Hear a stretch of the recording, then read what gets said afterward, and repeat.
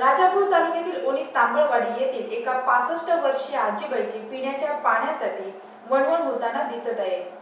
ग्रामीण पाणी कमिटीने मागील 5 दिवस पाणी बंद केल्याने आजीला पाण्याकरिता वणवण करावी लागते।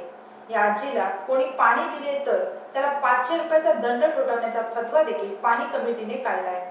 मात्र स्थानिक पुढाऱ्यांना याचे काही सोयसुद्धा नसल्याचे खेदाने म्हणावे लागते। राजापूर तालुक्यातील ओणी तांबळवाडी येथील जानकीबाई गंगाराम गीते यांचा पाणी पुरवठा गावच्या ग्रामपंचायत पाणी कमिटीने पाणी बंद केल्याने त्यांना मागील 5-6 दिवस बिना पाणी राहावे लागत आहे।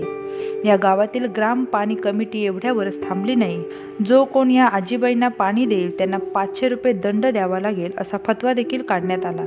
या आजीबाईंनी पाणी पट्टी न भरल्याने या ग्रामपंचायतच्या सरपंच, सदस्य आणि काही सुद्धा नागरिकांनी ही कारवाई केल्याचे दिसून येत आहे।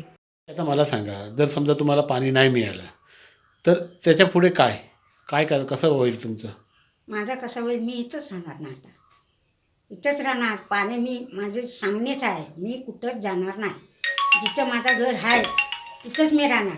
पाणी नाही मिळालं तर मेल्याच्या नंतर कुठं पाणी भेटणार? या सुद्धा आहे ना, कुठं भेटणार? पाण्याशिवाय कोण मनुष्य जगल? नाही जगू शकत। माझे पोरे मुंबईला आहेत आणि माझा जर काय पाणी याच्यावर बरावाट झाला तर गिरामसेवक आणि वाडी आणि गाव या जबाबदारी होणार। पाणी नाही बंद करायला पाहिजे होतं, अगोदर सूचना द्यायला पाहिजे होत्या काही, आणि नंतर पैसे थोडे तर भरणारच होते ना ते लोक, नंतर नाही दिलं तर मग बंद करायला पाहिजे होतं पाणी। आजी आहे ना, तिथलं पाणी कुठं आणून जाणार ती? नाही, त्यांचं लवकर पाणी आम्ही चालू करून देतो। आज जाणार आहात की उद्या जाणार? उद्या जाऊन येतो, कारण कसं आज थोडी माझी अडचण आहे, त्याच्यामुळे मी आज नाही जाऊ शकणार, उद्या जाऊन येईल। ठीक आहे। किंवा जर तुम्ही कुणाला सूचना केल्या तर आज त्यांचं पाणी चालू होणार नाही? मी बोलते त्यांच्याशी नंतर की असं नको, काय तुम्ही कसंही करून या, 10 दिवस अगोदर सांगितलं तुम्ही करून या, कसंही काही करा आणि जनतेसमोर या आणि सांगा। आता हा माणूस जर फेसिंग नाही करत तर मी तरी किती उत्तर देणार?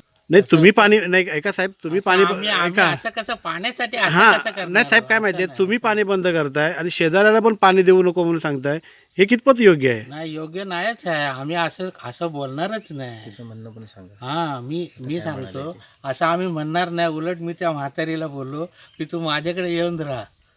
राजापूर तालुक्यातील ही ग्रामपंचायत शिवसेनेकडे आहे।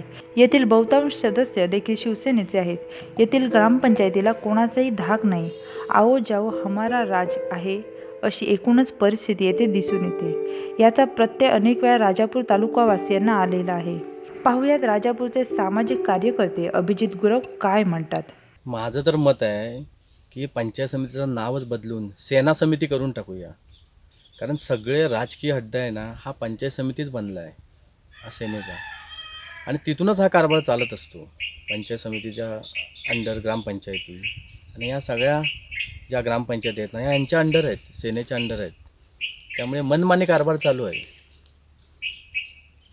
जास्तीत जास्त आहे ना, ही जी पंचायत समिती आहे याचं नाव बदलून सेना समिती म्हणून करून टाका, फायद्याचं होईल। म्हणजे त्यांचं सगळं भागेल आणि लोकांचं पण, ज्या इतर पक्षाची लोक आहेत ना त्यांना समजून जाईल बाबा ह्यांचीच पंचायत समिती आहे। असे सभापती पण सांगतात। परवा जो एक किस्सा झाला, माजी सभापती सदानंद चव्हाण यांना पण सभागृहातून हाकलवून लावण्यात आलं बाहेर। तर ते म्हणून सभापतीने स्टेटमेंट दिली की ही पंचायत समिती, मी शिवसेनेचा सभापती आहे म्हणून त्याने कबूल केलं आहे। मग नावच बदलून टाका, सेना म्हणून करून टाका, सेना समिती म्हणून। मागील 4 वर्ष राजापूर तालुक्यात कोणताही विकास झालेला दिसून येत नाही। पंचायत समिती केवळ शिवसेनेचा राजकीय अड्डा झालेला आहे।